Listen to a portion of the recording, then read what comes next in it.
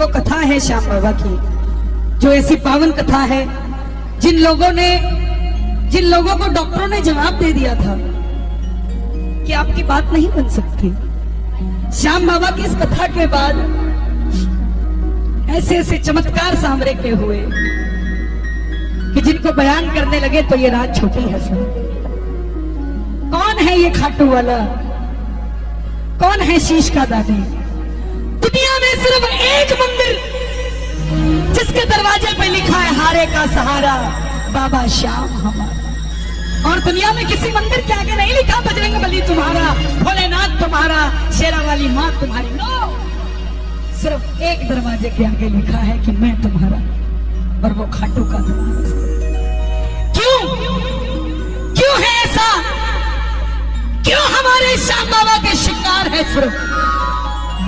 क्यों सन 2000 से पहले जिसे कोई जानता नहीं था, आज सन 2000 के बाद उस दरबार में इतनी भीड़ हो गई कि जाने के लिए सोचना पड़ता है कि कब जाए साहब, कब जाए।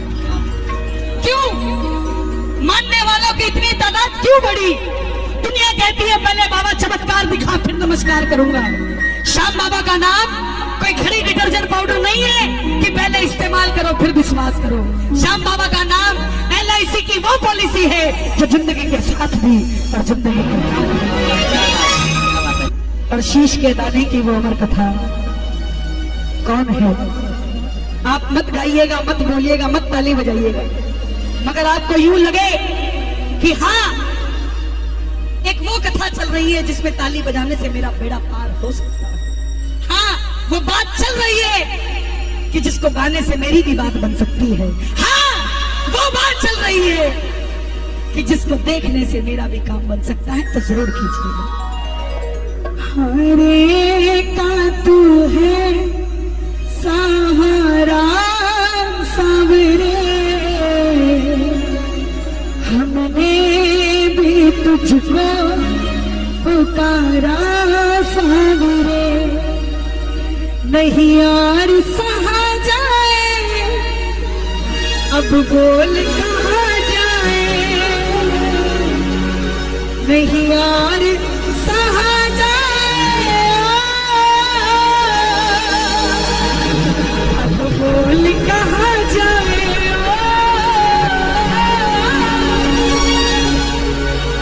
हरे का तू है सहारा सावरे, हमने भी तुझको है पुकारा सावरे, हरे का तू है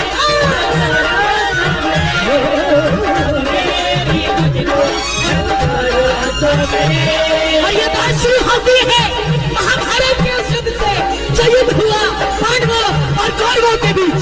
कौरवों की रखवाली कन्हैया की सेना कर रही थी और पांडवों की रखवाली गोविंद मेरो है, गोपाल मेरो है, मेरो है, गोपाल मेरो है, गोविंद मेरो है, गोपाल मेरो है, गोविंद मेरो है, गोपाल मेरो है, शिवा के बिहारी मतलाल मेरो है, शिवा के बिहारी मतलाल मेरो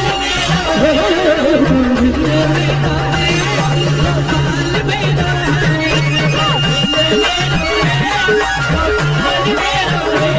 कौन है ये खाटू वाले श्याम जी? पांडवों में भीम के पुत्र हुए घटोत्कच और घटोत्कच के पुत्र हुए महाबली बर्बरी। बोलिए महाबली बर्बरी की बाल बर्बर थे, घुंघराले थे, इसलिए नाम पड़ा बर्बरी। जन्म लेते ही 14 वर्ष की आयु ग्रहण की और जैसे डॉक्टर का बच्चा डॉक्टर बनने की सोचता है, इंजीनियर का इंजीनियर, क्षत्रिय परिवार से थे, मन में इच्छा आई कि अपने पास भी कोई शक्ति होनी चाहिए और माता अहलावती के लाल है। बोलिए अहलावती के लाल की। माँ के पास गई कि माँ मैं भी कुछ शक्ति प्राप्त करना चाहता हूँ। माँ ने दुर्गा की तपस्या करने को कहा। शिव के बिना शक्ति अधूरी, शक्ति के बिना शिव अधूरे। लेकिन बड़ी भोले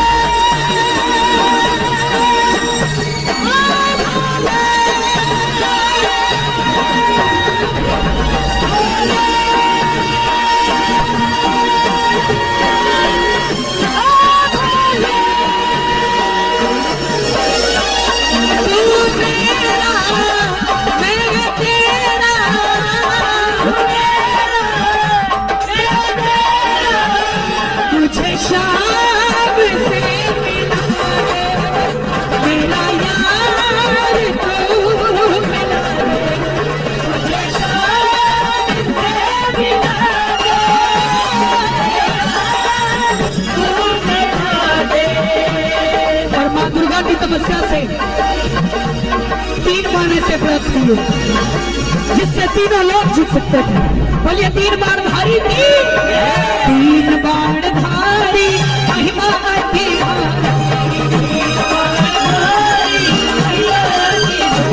जो खाटू वाला सावरिया, खाटू वाला सावरिया,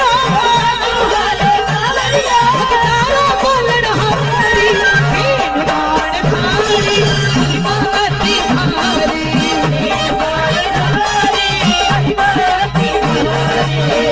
इंसान के पास धन आता है तो खर्चने का मन होता है, और जब शक्ति आती है तो इस्तेमाल करने का मन होता है। माँ के पास गए कि माँ, मैं इस महाभारत के युद्ध में भाग लेना चाहता हूँ। माँ ने सोचा कि भैया की सेना तो कौरवों के पास है, पांडव कमजोर हो गए। जाने से पहले 2 वचन ले लिए। कौन से? पहला वचन, अरे का तू है सहारा सामने, हमने भी तुझको है पुकारा, अरे का तू है सहारा सामने,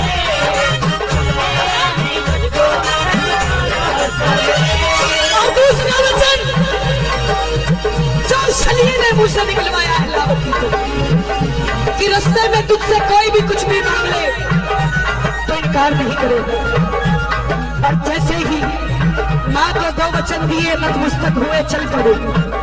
जैसे मेरी माँ शेर की सवारी करती है, भोलेनाथ नंदी की, हमारे श्याम बाबा नीले घोड़े का बसवा, खाटू वाला सावरिया, नीले घोड़े का बसवा,